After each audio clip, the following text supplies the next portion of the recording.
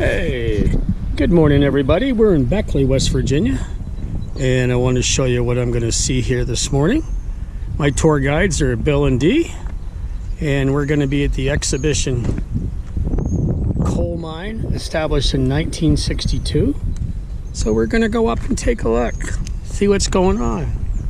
Let's go over here for a little bit. The Raleigh County Coal Mines, as it says. The county's first mine opened at Royal on the New River in 1891. The Beckley Exhibition Mine, once an actual operating mine, and the dozens of others throughout Raleigh County, produced 792,055,155 tons of bituminous coal. The first century of the county's coal industry, 1891, 1991.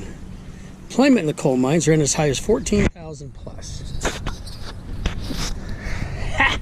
Told you. Hang with Action 5, and we're going to see some different things all the time. So, again, I hope when you folks get around to it, bring your family. Travel. Get out of the house. It's so important. You know what I mean? You know, it's, I can't explain it. Only those that sit home all the time and don't go anywhere understand what I'm saying. So get out, take the kids, go have a good time. Catch y'all later. Till our next spot. Here we are.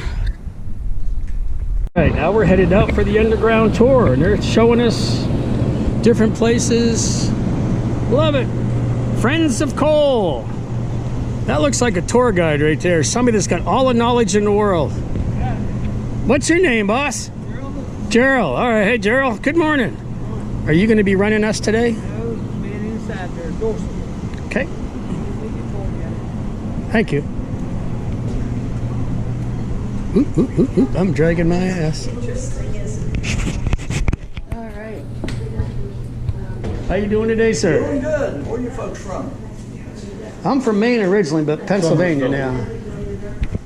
You say Maine? Maine. Maine. Oh, I got you.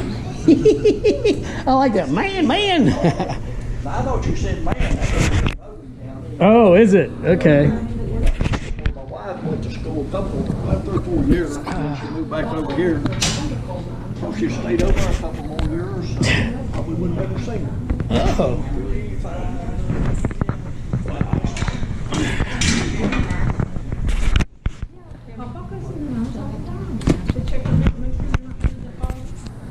Alright, we got a little feel for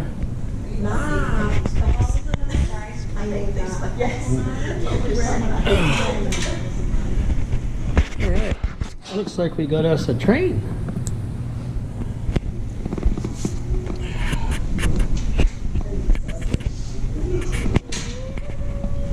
Okay, I'd like to welcome y'all to the Beckley Exhibition Coal Mine. My name's Dorsey Marlene Ricard. Now, to get to these houses, if you haven't been up there, the only way to go is up this walkway there. You're going to go down in there to the schoolhouse and superintendent's house.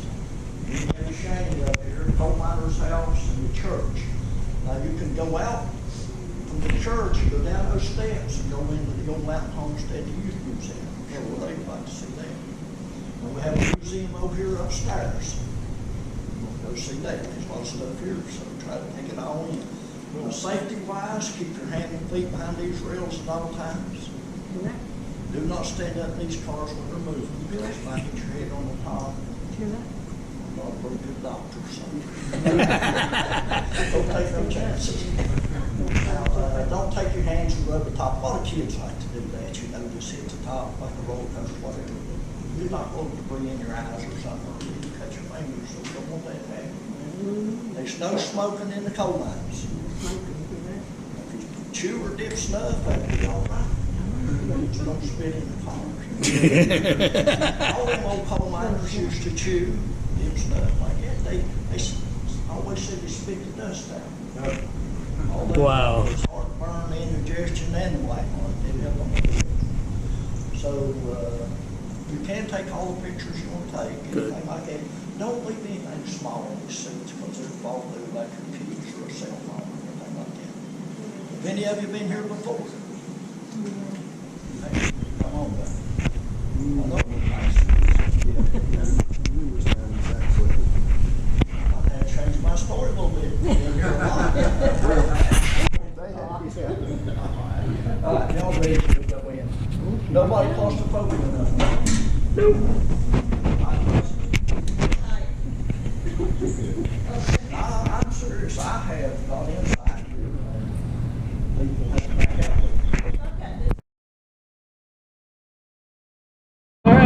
here we are, going in the coal mine. Oh yeah.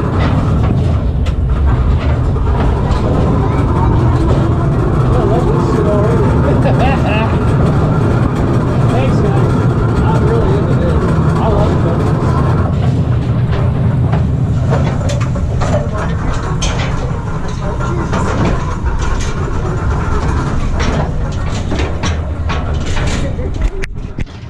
Wow. Check this out, everybody. Huh? Down that way. We're going this way. Alright. I don't think the ceiling's probably 5 feet high. Are you okay? Yep. All right, here we go. Love it.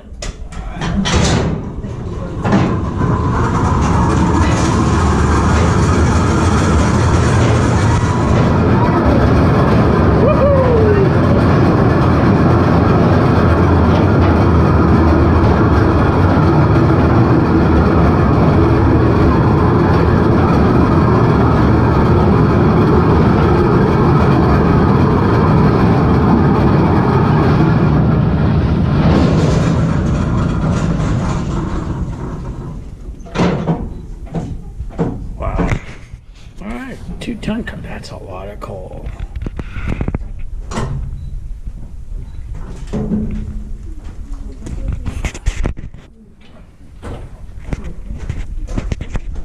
Say, this coal mine sure opened up in 1890. The Phillips family on this property out front, they were farming for a living, probably selling cows. So one day they were doing some post office and found this seam of coal. Family talked it over, decided to see if they could mine coal and sell house coal to the folks in this area and do better than farming. So they must have done pretty good. They mined in here for 20 years, 1890 to around 1910.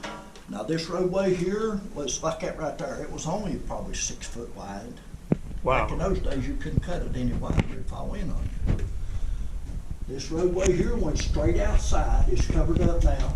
Then down to the left, there was another opening. That was the original opening here. This mine goes over 2 miles down this way through under the Walmart at Crab Orchard. It's about 1,500 foot through here. It goes in that direction all the way up to Route 19 through under the Crossroads Mile. But the Phillips family didn't mine all that. They could only mine whatever their property lease was. Other coal companies cut into this, what made it so big. From what I understand, that's why the Phillips family quit mining coal. Coal company opened up around the holler here, around the hill and around there. Started selling coal cheaper now, put them out of business. So this mine sat idle from 1910 to 1959 when the city of Beckley purchased this property. The state and federal authorities, local volunteer coal miners, they come in here and made this into a coal mines. Took us 2 years. Started giving tours in June of 1962. We usually have over 50,000 people per year come through here from all over the world. About, I think 3 or 4 years ago, I had no couple in here. Both cars were full. I mean, they were from Germany, I believe. I see this man was Bill up in his 80s. He sit down about the middle of that car back there. Before I moved, he done went to sleep. Come through his whole minds. I stopped here talking. He's old.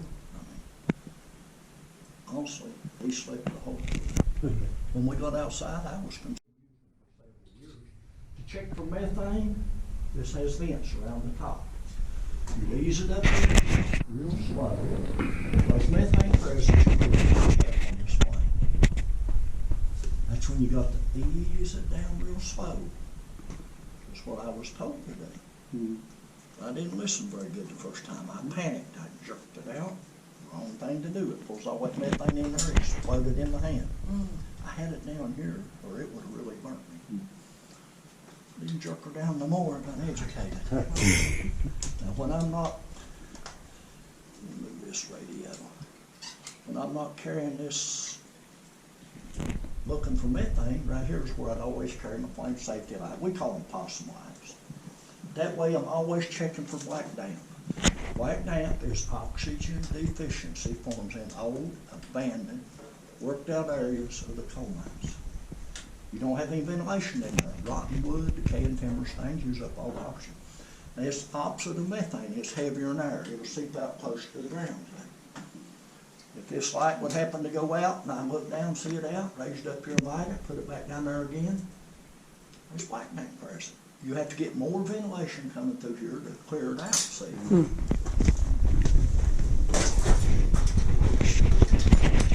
the old days, them old coal miners used this little critter right here to check for black damp canaries. They set that little canary down on the ground. As long as that canary is singing, chirping, whatever, they know they're in good air. If they don't hear him, they crawl back there and take a look, see at him, and he's flopped over like this one. They know they're in black damp. They gotta get more ventilation coming through. This probably saved thousands of miners' lives. Okay, some of the early lights they used candles. That wasn't very good. So then they went to this one called a teapot. Has a little wick in it. Pulled up with lamp on kerosene, light it. It burned by Meyer, stick it on the side of their hat. This was much better than the candles. So then they went to the carbide lights. Probably in the late 1800s they come out with carbide. This has calcium carbide chip in the bottom. You put water in this little reservoir on top. You open this valve. That water drip down. See that gas? That is acetylene gas, just like your oxygen acetylene torches, same thing. This thing will work. Sometimes it gets a little stubborn.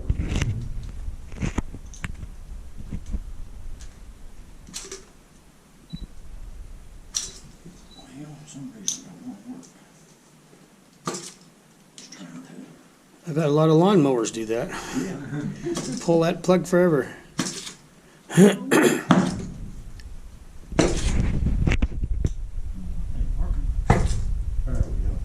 That's wild how that starts.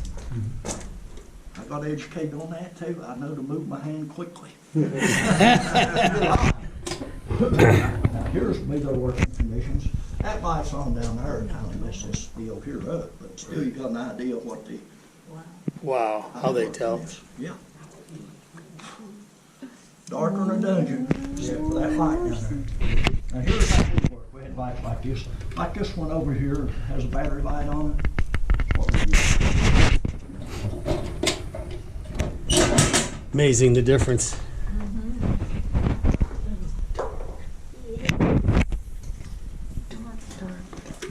Okay, now the Phillips family. See, this was a family deal. This wasn't a coal company. You can notice this coal height is probably 30-some inches over here, about 26 over here. So in order to get these cars in and out of the mines, they probably used ponies or donkeys in this lower.